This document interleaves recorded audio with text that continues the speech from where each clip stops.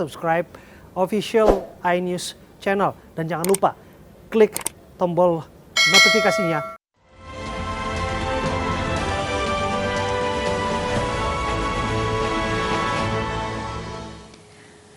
Badan Pengawas Obat dan Makanan atau BP POM menerbitkan izin penggunaan darurat vaksin AstraZeneca. Lebih dari 1 juta vaksin AstraZeneca tiba di Indonesia pada Senin malam.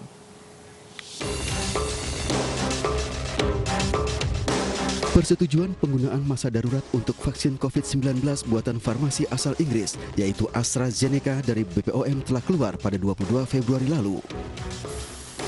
Pengajuan izin dilakukan 2 jalur, yaitu secara multilateral dan didaftarkan langsung oleh AstraZeneca Indonesia. Vaksin ini aman dan mempunyai efek samping ringan hingga sedang. Dari beberapa kali uji klinik, reaksi lokal seperti nyeri, kemerahan, gatal dan pembengkakan serta reaksi sistemik seperti kelelahan, meriang, mual dan demam.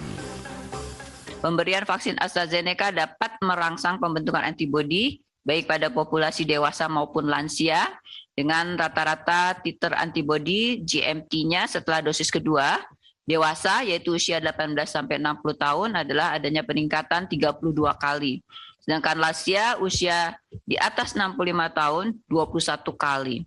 Efikasi vaksin dengan 2 dosis standar yang dihitung sejak 15 hari pemberian dosis kedua hingga pemantauan sekitar 2 bulan menunjukkan efikasi sebesar 62,1%. Hasil ini sesuai dengan persyaratan efikasi untuk penerimaan emergency yang ditetapkan oleh WHO, yaitu minimal efikasi 50%. Sebanyak 1.113.600 vaksin AstraZeneca tiba di Indonesia dan akan dikirim bertahap hingga total 11.748.000 vaksin jadi.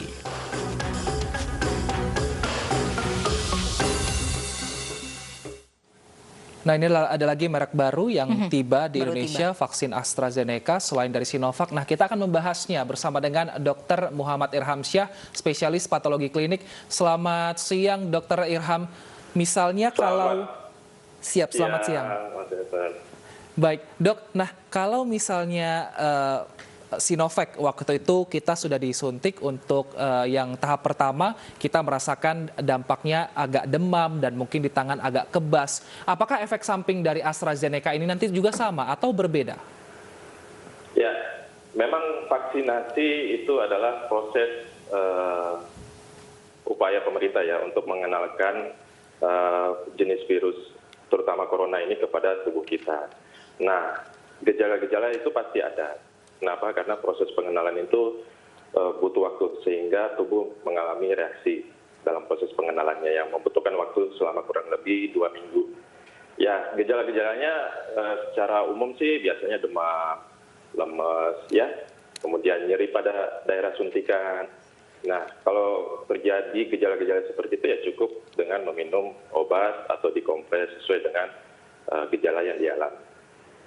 Baik, dokter, ini kabarnya AstraZeneca ini akan disuntikan 1 kali saja dosis. Itu berbeda dengan Sinovac. Apa ini artinya ini dosisnya lebih tinggi dan resikonya juga lebih besar? Saya kira tidak sih. Semua jenis vaksin itu mungkin prinsipnya berbeda. Tapi intinya tujuan utamanya adalah memperkenalkan virus ini kepada tubuh kita. Ya. Memang dari beberapa platform itu memiliki produk masing-masing, namun dengan upaya pemerintah agar semua masyarakat, 270 juta masyarakat ini dapat terpenuhi dengan cara vaksinasi sehingga dapat juga membantu upaya kita untuk memutus rantai penularan COVID. Saya kira itu, Mbak. Baik, saat ini virus COVID-19 ini ada mutasi yaitu B117. Nah, apakah virus atau vaksin AstraZeneca ini mampu menangkal mutasi? Tapi jangan dijawab dulu, Dok, karena kita akan lihat dulu tayangan berikut ini.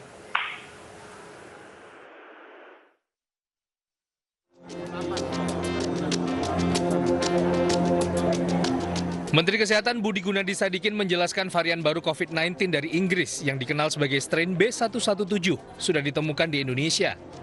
Hal ini setelah pemerintah dan tim peneliti memeriksa sampel whole genome sequence virus COVID di tanah air.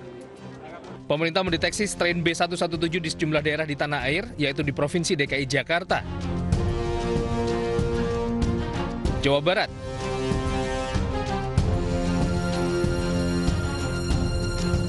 Jawa Tengah, Sumatera Selatan,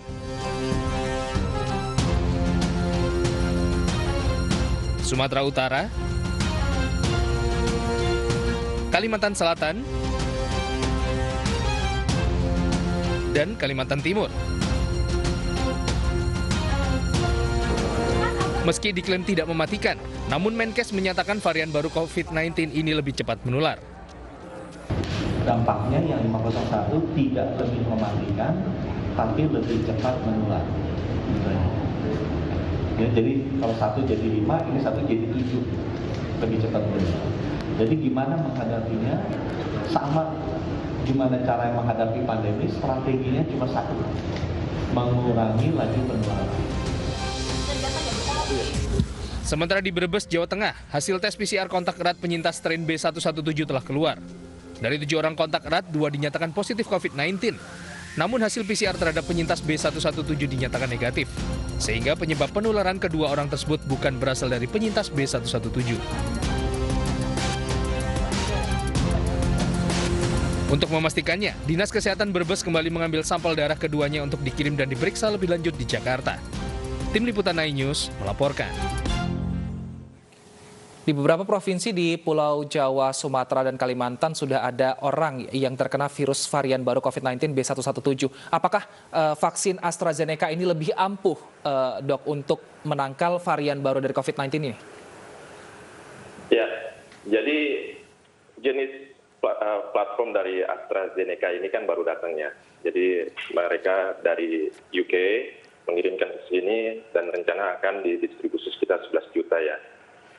Semua platform yang ada itu semua sudah ada datanya sebenarnya. Dari awal upaya pemerintah untuk mengadakan platform lain ya, vaksinasi, itu pun mereka sebutkan mampu mendeteksi atau mengenali jenis virus mutasi corona B117 ini. Namun belum ada data publikasi yang dipublish. Sedangkan dengan platform yang lain juga sudah ada menunjukkan bukti. Nah, AstraZeneca ini sudah menunjukkan data yang valid, yaitu sekitar 75% mampu mengenali mutasi virus B117 corona ini. Baik, Dok, ini kan pandemi COVID-19 belum selesai. Ada varian baru B117 begitu. Ini kayak double vaksin nih. Cara mungkin yang paling sebelum kita mendapatkan vaksin apa? Protokol kesehatan kayak diperketat atau seperti apa? Ya, saya kira upaya pemerintah nggak pernah berhenti ya. Dan tim-tim dokter juga selalu memberikan literasi tentang bahayanya corona ini. Terutama dari segi penularannya yang sangat mudah kita diserang. Ya, tentu dengan protokol-protokol, saya kira masyarakat Indonesia sudah pintar semuanya untuk mengetahui dan bagaimana cara melaksanakan protokol kesehatan yang baik dan benar.